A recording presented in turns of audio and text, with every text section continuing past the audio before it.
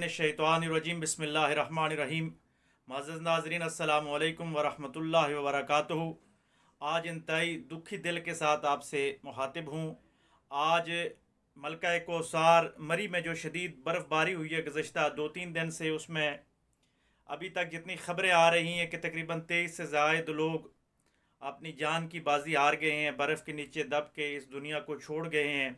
शदीद सर्दी, इंतज़ामिया की लापरवाही और आवाम की अपनी जो है वो लापरवाही इसमें सरे फहरिस्त है कि डिप्टी कमिश्नर रावलपिंडी ने बारहा लोगों को ये मुखातिब किया, सोशल मीडिया के ज़रिए बताया कि मरी में मज़ीद गाड़ियों की जगह नहीं है, खुदा के लिए मरी का रुख ना करें। दूसरी तरफ महकमा मौसमियात ने तकरीबन 15-20 दिन पहले बताया हुआ था कि ये 3-4 दिन जो हैं इसमें मरी में शदीद तरीन बर्फ़बारी होगी, लेकिन इंतज़ामिया ने कोई भी इंतज़ामात नहीं किए। ट्रैफिक की बहाली के हवाले से, रोड क्लियर करने के हवाले से, ईंधन की कमी के हवाले से किसी किस्म की भी कोई प्लानिंग नहीं की गई, जिसका नतीजा हम सब के सामने है कि हम इंतहाई कीमती जानों से महरूम हो चुके हैं। हमारे 23 से ज़ायद जो अफराद इस दुनिया से चले गए हैं, अल्लाह तबारक व तआला उनकी मग़फ़िरत फ़रमाए और उनके ख़ानदानों को सब्र जमील और अजर अज़ीम अता फ़रमाए। लेकिन मरी के लोकल होने के नाते से मैं मुअज़्ज़ज़ सामाईन से ये गुजारिश करना चाहूँगा कि पाकिस्तान के जितने भी लोग हैं उनसे गुजारिश करता हूँ कि मरी जब भी आएँ तो आजकल तो इंटरनेट का दौर है, मौसमियात के हवाले से सबसे पहले ख़बरें मौजूद होती हैं, आपके पास मालूम होता है कि कहाँ पे ट्रैफिक का रश है। तो जिस जगह पे ट्रैफिक जाम हो उन इलाकों का रुख ना करें। और मरी के मुतबादिल रास्ते भी बहुत ज़्यादा मौजूद हैं। अगर आप मरी जाना चाहते हैं तो लाजमी नहीं कि आप एक्सप्रेस वे से ही जाएँ या GT रोड जो मरी वाली पुरानी है उसके हवाले से ही जाएँ। उसके मुतबादिल अंगूरी रोड जाती है जो इंतहाई कम वक्त में आपको न्यू मरी पतराटा तक पहुंचा सकती है। इसके साथ ही लेतराड़ रोड से जाते हुए बन करोर वाली रोड जो है वो भी आपको बहुत जल्दी, यानी सिर्फ 55 किलोमीटर के फासले पे रावलपिंडी से वो आपको पतराटा टॉप तक पहुंचा सकती है। इसी तरह कोटली सतिया रोड है, वहाँ पे खूबसूरत सियाती मकामात हैं जिसमें पवंडी हिल टॉप है, चेवड़ा हिल टॉप है, वहाँ पे खूबसूरत बर्फ़ के नज़ारे हैं और ट्रैफिक का भी रश नहीं होता और वहाँ से आप जल्दी वापस इस्लामाबाद की तरफ निकल भी सकते हैं।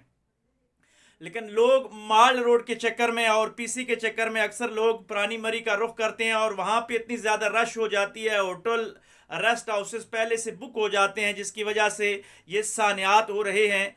और दूसरी तरफ हुकूमत को चाहिए कि वो टोल टैक्स इकट्ठा करने में मसरूफ़ होती है। जब लोग बाराको से आगे जा रहे होते हैं, मरी में दाखिल हो रहे होते हैं, तो वो टोल टैक्स दे रहे होते हैं लोगों को। क्या उनके पास इतना रिकॉर्ड नहीं होता महकमे के पास, ट्रैफिक वालों के पास और इंतज़ामिया के पास कि कितनी गाड़ियों की जगह मरी में और कितनी दाखिल हो चुकी हैं?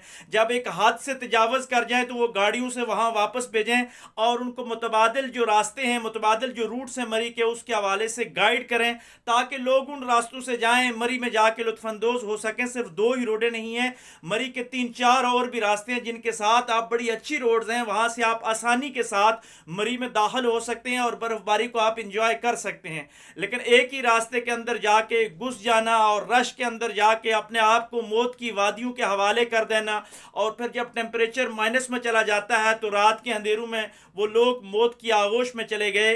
दूसरी बात कि खुदा न ख्वास्ता अगर आपकी गाड़ी ट्रैफिक के अंदर फंस गई है, आप बर्फबारी में फंस चुके हैं, रात का वक्त है या दिन का वक्त है, आपके पास कोई सहारा नहीं, तो जान बचाने का जो तरीका है वो ये भी है कि आप गाड़ी की फिक्र न करें, गाड़ी को उसी जगह पे छोड़ दें। वो इंतज़ामिया अपनी जगह पे जब आएगी तो उसको क्लियर कर लेगी, आप वहाँ से गाड़ी इंतज़ामिया को बता दें और आप पैदल चलना शुरू कर दें। बेशक पैदल चलना मुश्किल ज़रूर है, लेकिन पैदल चलते हुए आपका खून हरकत में आएगा, गर्दिश में आएगा, सर्दी आपको कम महसूस होगी।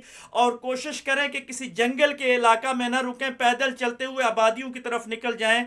मरी की जो लोकल कम्युनिटी है, मरी की जो आबादी है, वो लोग सियाहों के साथ बड़े अच्छे अंदाज के साथ पेश आते हैं। गांव के लोग वैसे भी वसी ज़र्फ के मालिक होते हैं, मेहमान नवाज होते हैं। आप आवाज़ें लगाएं, किसी घर में चले जाएं, साथ में कोई मस्जिद है तो वहाँ पे पनाह ले लें, कोई खानका है, कोई भी रफ़ाई इदारा है तो वहाँ बेदरेक चले जाएं।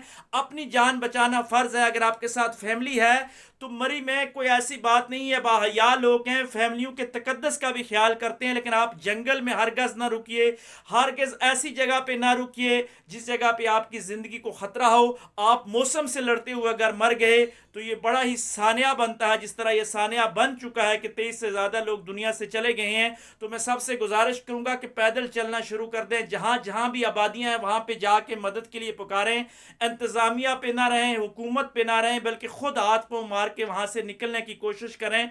और पूरे मुल्क के जितने भी अवाम है उनसे गुजारिश है कि खुदा के लिए जब रश बढ़ जाए तो अपने अपने घरों में भी आप मौसम को एंजॉय कर सकते हैं। जब रश कम हो तो फिर आप इन इलाकों की तरफ रुख करें, क्योंकि आपकी जान सबसे ज़्यादा अफजल है, आपकी जान सबसे ज़्यादा कीमती है।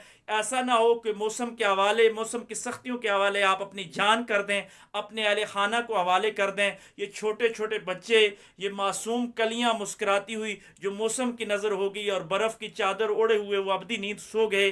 अल्लाह तबारक व तआला उनकी मग़फ़िरत फरमाए और हम सब को इस अलमिये पे जागने की तौफ़ीक़ अता फरमाए। हमारी हुकूमत, सिविल सोसाइटी को इस हवाले से बेहतर किरदार अदा करना चाहिए ताकि आइंदा ऐसे सानियात ना हो सकें। अल्लाह तबारक व तआला हम सब का हामी और नासिर हो।